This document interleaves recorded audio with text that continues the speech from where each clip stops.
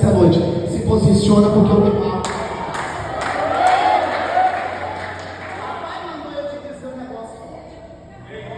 Escute bem. Você está aqui nesse culto e a palavra é livramento. Diz o Senhor, aleluia, que eu não conheço a tua vida, também não me interessa. Deus está dizendo, tu ia estar no lugar errado e na hora errada.